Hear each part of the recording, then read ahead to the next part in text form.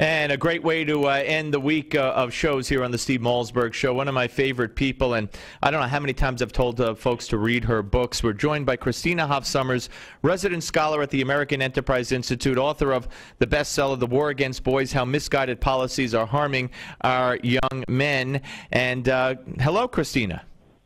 Hi there.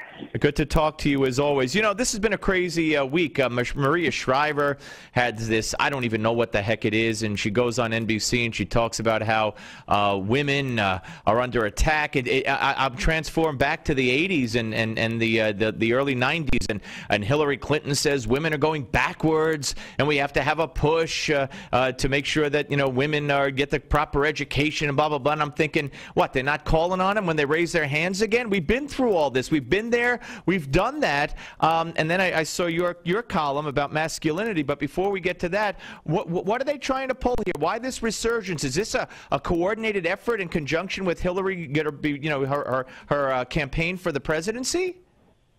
Oh yeah, it may be part of that, but we don't even need a campaign. It never ends. There is this kind of women's juggernaut.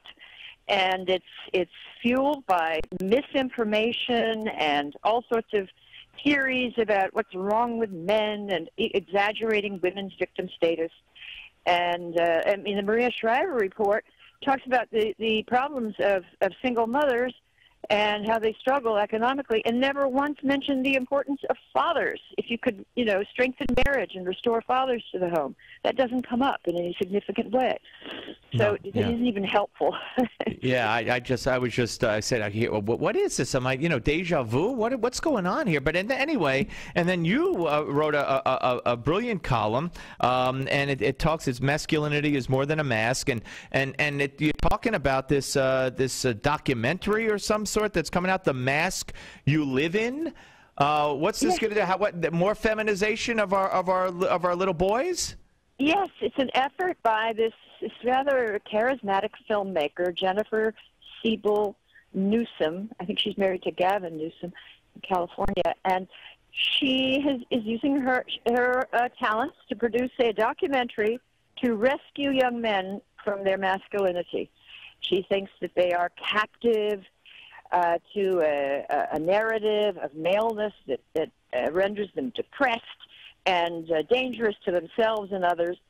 It's a complete, it's just complete nonsense, because she doesn't make a distinction between ethical masculinity and exploitative masculinity. She pretends as if all men are exploitative, and it just it's unhelpful, and it's demeaning, and it's going to create further problems for boys. Well, okay. So you come up with a few suggestions on how to really help boys. I mean, under the guise of helping boys, she comes out with these nonsensical things in her documentary. But you say, for instance, recognize that masculinity is more than a mask, for crying out loud. Well, she acts as though she quotes this very radical male feminist, Michael Kimmel, at University of New York at Stony Brook, and he runs a center for the study of men with Jane Fonda and Eve Ensler, who wrote the Vagina Monologues. They are on the board, so it's hardly sympathetic to males. But she was inspired by this group, certainly by him, Michael Kimmel, and so the idea is that the reason that they engage in rough and tumble play is because they're trying to desperately prove that they're boys. And I just cited research that even among, other primates, the males, rhesus monkeys and vervet monkeys, the males engage in far more rough and tumble play, and the females are attracted more to sort of doll-type toys. So it's in our biology. It's not simply that boys were socially constructed. And secondly, it's a good thing that masculinity and femininity are good, a source of great enjoyment, and ethical masculinity is a force for so much goodness in the world. Christina, you would not know that. where do you think? I mean, you say it's a constant, and I agree with you. By the way, you know, and I harken back. I learned this from your book, Who Stole Feminism.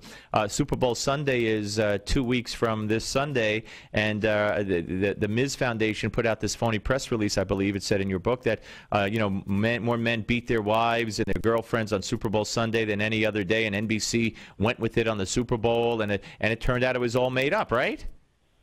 It was completely invented.